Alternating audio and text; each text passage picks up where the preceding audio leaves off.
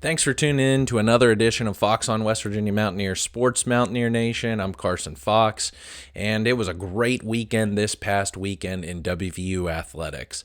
The baseball team swept its opening series on the road against Georgia Southern.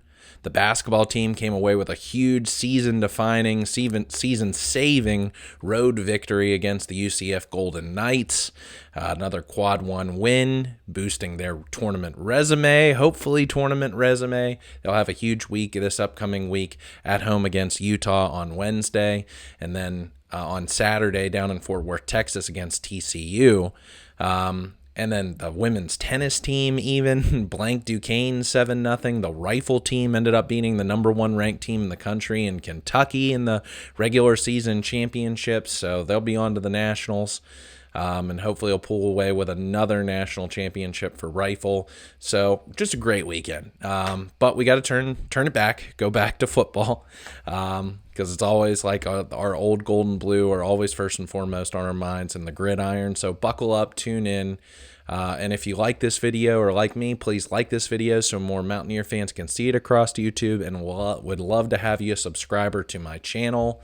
About a month ago, we know the transfer portal closed.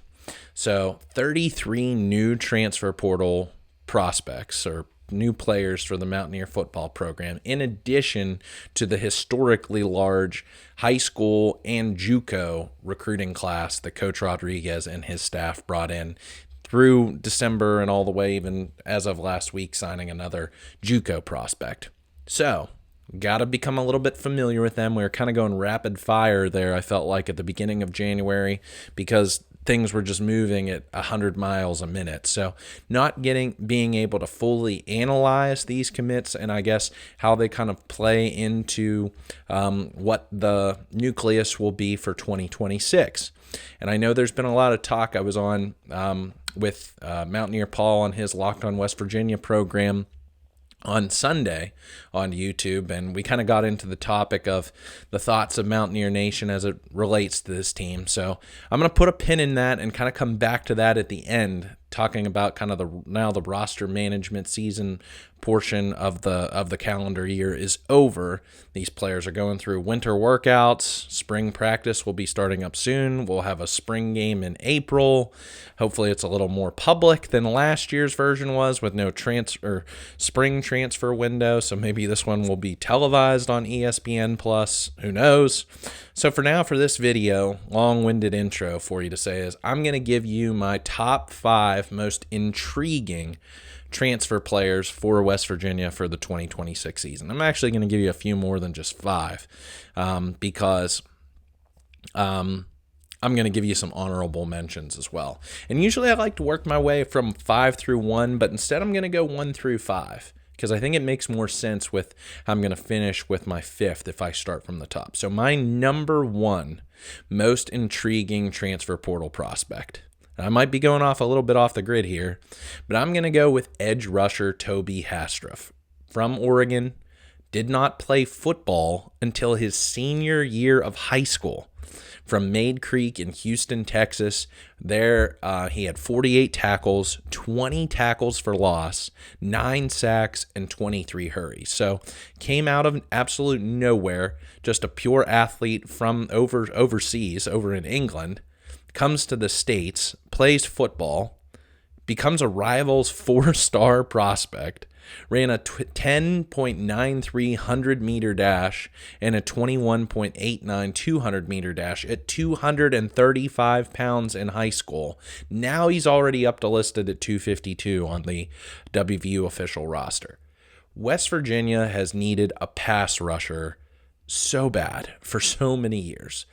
You thought that Vandarius Cowan was going to be that pass rusher that West Virginia needed after David Long graduated, went to the NFL ranks, 2018, 19 tackles, 8 sacks. But unfortunately, that just never manifested. Cowan just couldn't put it all together. It was a bit of a head case, was always causing penalties out on the field. This past year, we had such high hopes for Jamori Robinson to feel like he could be a guy who pushes, double digits in tackles for loss, close to 10 sacks, American player, a defensive conference Defensive Player of the Year coming up from UTSA. He was a complete bust, pretty much the bust of the entire transfer class from this past year. So it's just like it's felt so long. You got to go all the way back to the Chronicles of Shaq Riddick before David Long. 2014 had 11 tackles for loss, 7 sacks. So that's really what I'm hoping for, is that some way, somehow, and I know unfortunately it sounds like West Virginia's pass rush specialist assistant coach Larry Knight is being targeted, according to Pete Nakos of On3, for taking the outside linebacker's job at Georgia. So West Virginia might have to go back to the drawing board to find a coach who's going to coach Haastrup and some of the other bandits on this roster. But wouldn't it be freaking nice if he could put it all together? I don't know, is maybe so much early this off season for next season that he's going to be the guy who has 11 tackles for loss and 7 sacks like Riddick, or David Long with 19 tackles for loss and 8 sacks. But to have someone that the opponent fears that they're going to have to game plan, they're going to have to scheme around, they're going to have to bring a tight end or a running back to chip and help out with the offensive tackle for the opposing team. I have my eyes wholeheartedly on Tobi Haastrup. I think he could eventually be a game wrecker for this program because he has what can't be taught, and that's speed. I just think speed off the line, and I wish I could for this video show more clips, but I feel like my channel will get flagged for copyright or something if I use clips from players' high school careers and or with their previous program. So unfortunately, you're just going to get a lot of talking head from me. But that's my number one most intriguing transfer portal player for this cycle is Tobi Haastrup from Oregon. That I think he eventually could be a game breaker to the likings that West Virginia hasn't had in almost a decade. Number 2. And you could put him number 1, but you've needed a pass rusher so much, but to the most important position on the field, and that's quarterback, and that's Michael Hawkins from Oklahoma. So redshirt sophomore, but didn't play a whole lot this past year, as Oklahoma had another quarterback in John Mountaineer that it went over. So you got to go back to 2024, and I looked at really 3 games that Hawkins played in for the Sooners in what was a down 2024 season. One of these games was a win. 2 of them were a loss. 1 was significant, that being the game against Texas in 2024. So Hawkins' first start, September 24th against Auburn. Looking at his numbers, 10 for 15, 161 yards passing, 14 carries for 69 yards rushing with a rushing touchdown. I think he broke that one over 40-plus yards to the house. The next week against Texas in the Red River Shootout, 19 for 30 for 148 passing, 20 carries for 61 positive yards rushing. He lost 34 yards worth because of 6 sacks in that day. Oklahoma just could not protect him against that vaunted Texas defense. So let's take the sack yardage out there for just this hypothetical. And then in the Armed Forces Bowl against Navy, which Oklahoma lost, 28 for 43 for 248 yards passing with 2 touchdowns, 17 carries for 61 yards rushing. So if you extend those average yards completion percentage over a season, that's a 65% completion percentage, and yardage between rushing and passing, 249 yards per game. When I look at Pat White, yes, the Pat White, the great one, in 2007, he averaged 130, you can't believe these numbers, 133 passing yards per game and 103 rushing yards per game. That's just 236 yards total in his best season in 2007. Did have 28 touchdowns to his total. I'm not taking anything away from Pat White, no, but just for this hypothetical, look at those numbers. You possibly could, in Rich Rodriguez's system, I know you're just taking 3 casual examples from 2 seasons ago. It just plays to fit, I feel like.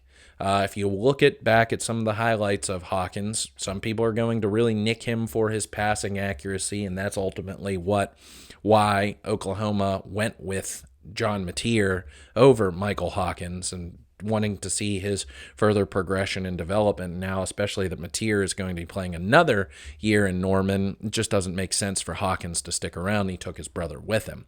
But for West Virginia, I just think that this is a golden opportunity at quarterback, that you feel really, really good at what Scotty Fox showed you in his true freshman season, playing in a backyard brawl, throwing for 300 yards, the first time ever a true freshman quarterback had done that for West Virginia, beating Houston on the road, going toe-to-toe with the defending conference championships on champions in Arizona State on the road in their house down to a final series. There was a lot to like, I feel like, in that 2025 season from Scotty Fox, so you didn't need, in my opinion, to go out there and break the bank for someone like a Byron Brown who went to Auburn, Deuce Knight who went to Ole Miss, and who knows, Deuce Knight might be back on the market, and then another guy like Colton Joseph who eventually chose Wisconsin. It allowed this roster management team to invest, I feel like, in other places rather than having to invest $1 million plus into a quarterback. So you have great competition, I feel like, between Fox and Hawkins. May the best man win. May they compete all spring and summer, not get hurt, bring out the best in each other. And whoever fits the system better and is performing and elevates this entire team, that's who I hope West Virginia goes with. I don't think this is going to be a 5-man quarterback race like Coach Rodriguez said. I think kind of we see the writing on the wall here between Hawkins, Fox, Max Brown will be the third string, and the true freshman will get practice reps and probably all three redshirt, or who knows. It all depends on how they compete also. But for right now, for that reason, I think I go Haastrup number 1, Hawkins number 2, but you could have them as a 1A, 1B. So number 3, I'm going to go with now nickel safety Geimere Latimer, transfer from Jack State. And I think that's a really key point there, is the nickel safety position. So because he played outside corner last year at Wisconsin, was a 12-game starter for the Badgers in 2025, who, when I looked this up, had a really, really freaking difficult schedule that I think kind of went underrated and had a bad year. Only had a 64 Pro Football Focus coverage grade and a 62 overall. So that doesn't really blow you out of the water by any stretch of the imagination. But this coaching staff is familiar with him. 2-year starter, or, played down at Jacksonville State once for Zach Alley in 2023, twice for Rich Rodriguez in 23-24, and had 56 tackles, 6 pass breakups, 4 interceptions, and a forced fumble during his time at Jacksonville State.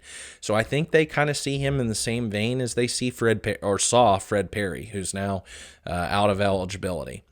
Fred Perry was probably the most important, quote-unquote, player that West Virginia had defensively this past year. Heavy hitter, played inside the box at his smaller stature. That nickel safety position kind of plays like a third or fourth linebacker, depending upon the schemes and the packaging. So they're going to ask a lot, I feel like, from Geimere Latimer. I think that he's going to have to, once again, be a heavy hitter. He's got to cover people inside the slot.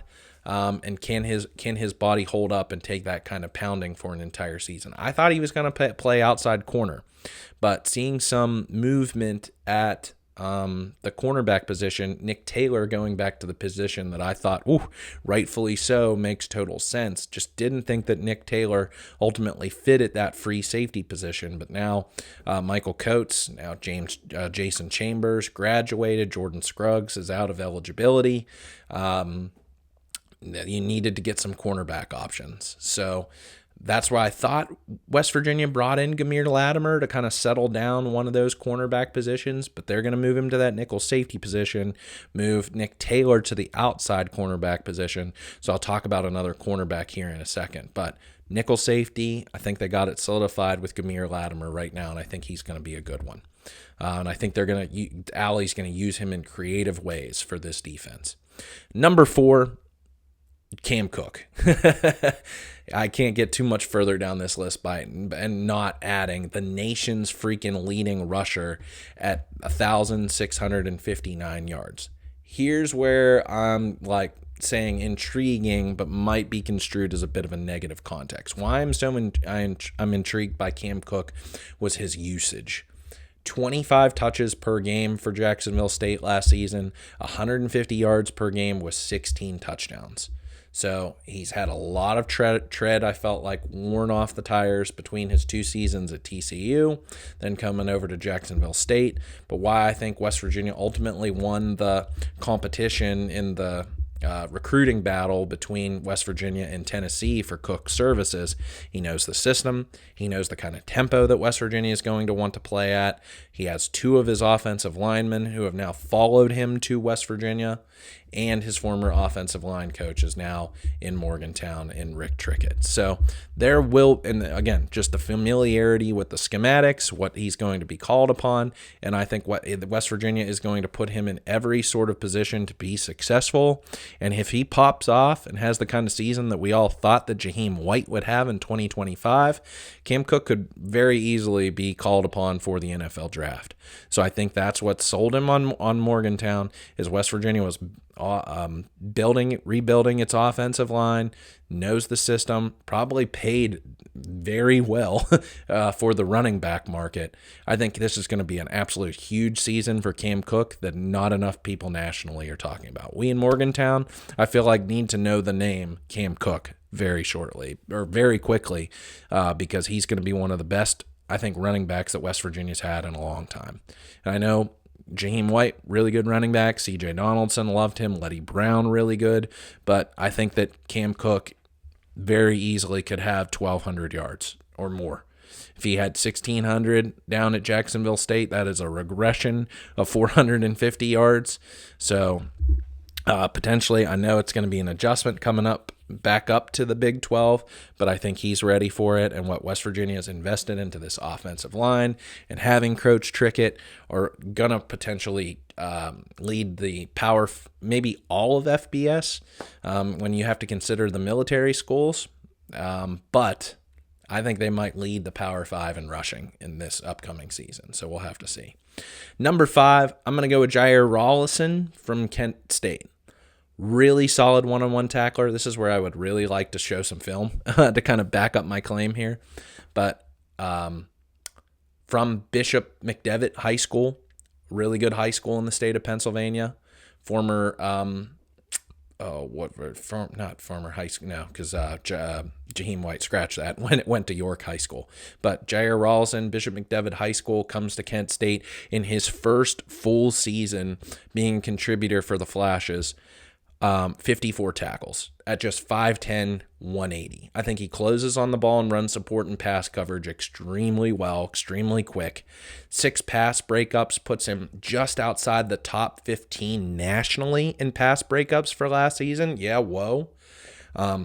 He claims on his Twitter account that he led the MAC in most forced incompletions. I don't know if he means pass breakups with that, but you watch his tape and he was just all over the place. So if Nick Taylor's going to be, on paper at least as of right now, West Virginia's cornerback 1, can he claim that cornerback 2 spot? I really think he can. I kind of went back and forth here with Chams Diagne, the transfer from Georgia State. Like his size at 6'3", 210. I mean, kind of almost seems like a Rasul Douglas versus Beanie Bishop comp in Diagne versus Rawlison. And those were 2 of the 3 best cornerbacks that West Virginia's had of the last 20 years. So if they can kind of play that same kind of role, freaking perfect. I would absolutely love that, but not going to put that, those guys on that high of a pedestal. I don't think that's fair.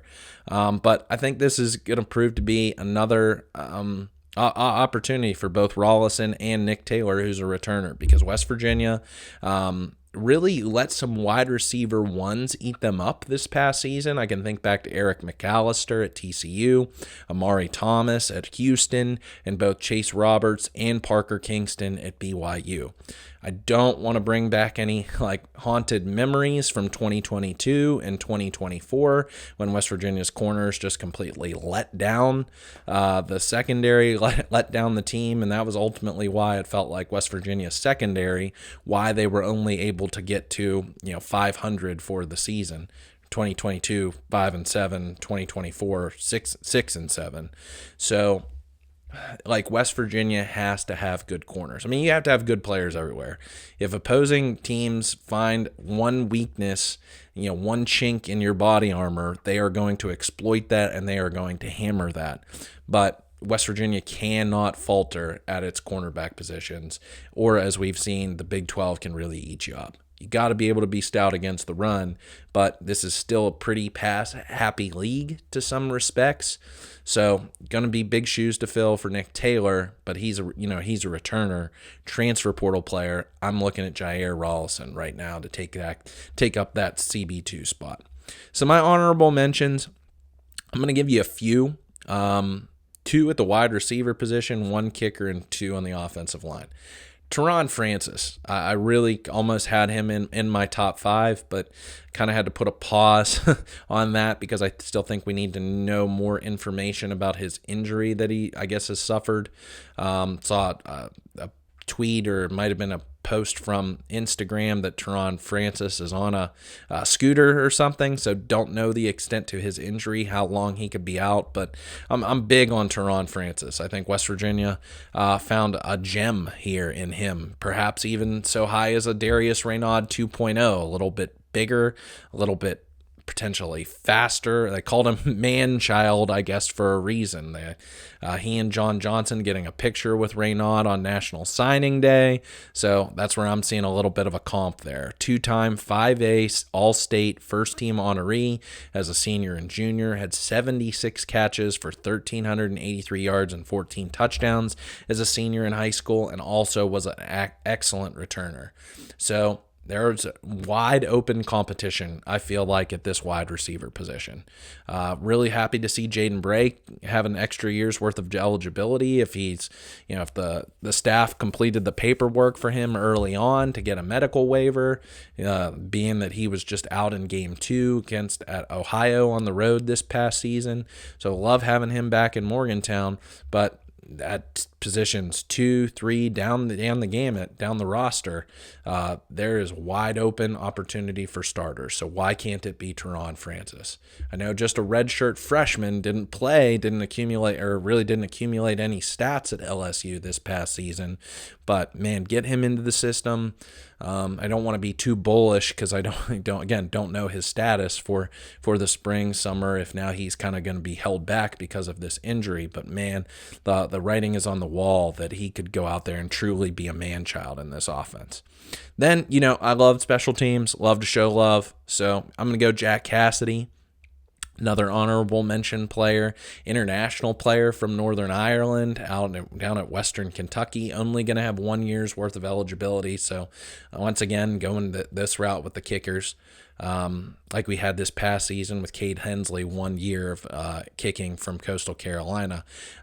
Something intrigues me about Jack Cassidy's 6'6", 230. So huge, massive guy, got a strong leg too. 2 of his 3 field goals made, he only had 3 field goals attempt, but 2 of them were for over 50 yards. So big, strong leg. We'll have to see how he faces against redshirt freshman Peter Natero, who's kind of a local WPIAL kid from North Allegheny High School. He's now with the program. And then also if Brian Hansen potentially kicks, or if he's going to be strictly for punting duties, maybe doing some of the kickoff as well, or if it's Cassidy. So I think Cassidy's definitely going to play a role for this team this upcoming season, and hopefully he kicks in some big spots and nails them. The other one I'll add as an honorable mention. No, I feel like I'm giving you a lot here, but just feel like I want to talk about some transfer portal players. So Prince Strachan, wide receiver, and I love the size, 6'5", 210, one of the bigger receivers West Virginia's had of the last 10 years.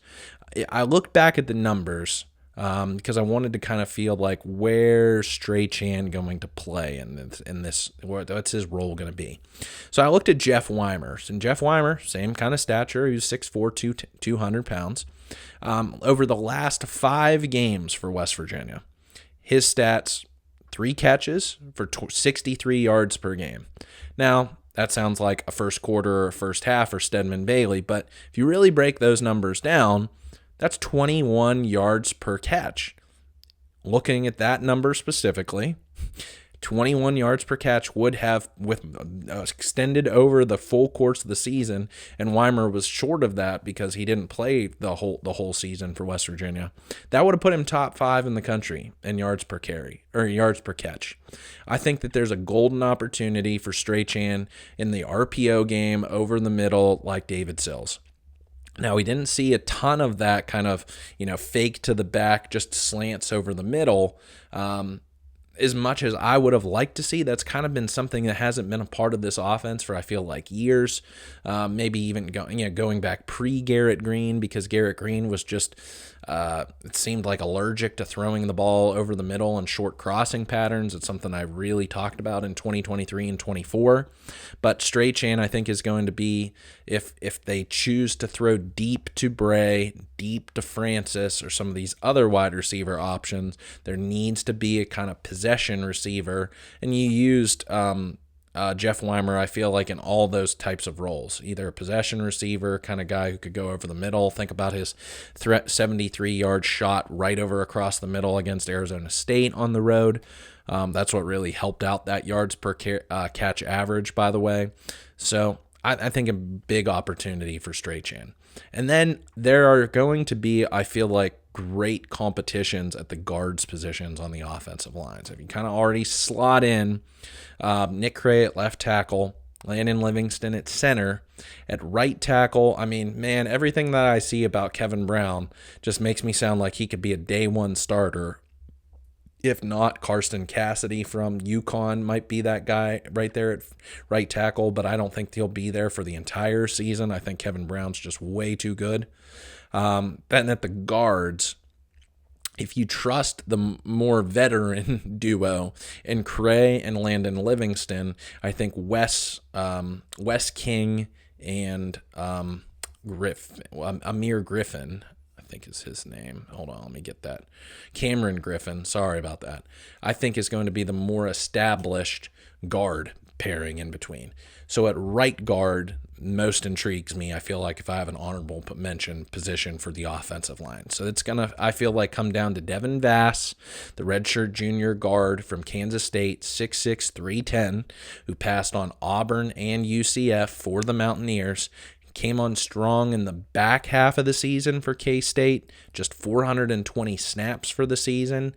Didn't allow a sack in 190 career pass blocking snaps. He's going to compete against Amare Bubba Grayson, a junior right guard, true junior here, 6'3", 310 from Jack State. In 2024, he had 8 starts, 633 snaps, was an all-freshman Conference USA, got even better last season, started all 14 games for the Gamecocks, 1,000 snaps, first team all-conference USA. So he is on the up and up, but it sounds like Vass was too at the Power 4 level for a good program in Kansas State. I know they had a bad year this past year, but I trust that Chris Kleiman development and the development system and everything they have there. So he was the first offensive line commit for West Virginia to bring in. So obviously West Virginia put a precedent on him. Really wanted to get him in Morgantown, parlayed that with getting the signing by King like the next morning. So, and then boom, the West Virginia just started to get rolling, but it was really Vass who was the first domino to fall. So if it's Vass or if it's Grayson and Griffin, those two Jack State players with now, Coach Trickett as the offensive line coach, and he trusts them to translate up to this level, then so be it. I'm all for it. I really think West Virginia now has options on that offensive line, and I'm here for it. So just kind of to conclude, as I give my recap, number 1, Tobi Haastrup, number 2, Michael Hawkins, number 3, Geimere Latimer, number 4, Cam Cook, and number 5, Jaire Rawlison. I just want to kind of give some Mountaineer fans some hope out there, because the topic that we debated, and Paul went to the mailbag for some questions and feedback for fans for this, is I think that people are a little disappointed with, despite West Virginia having a top 25 transfer portal class and a top 25 nationally high school JUCO recruiting class, they want more. I think like everybody is just so down in the dumps for the way that the last 7 years have felt. Glory is fleeting, if you want to use the famous quote.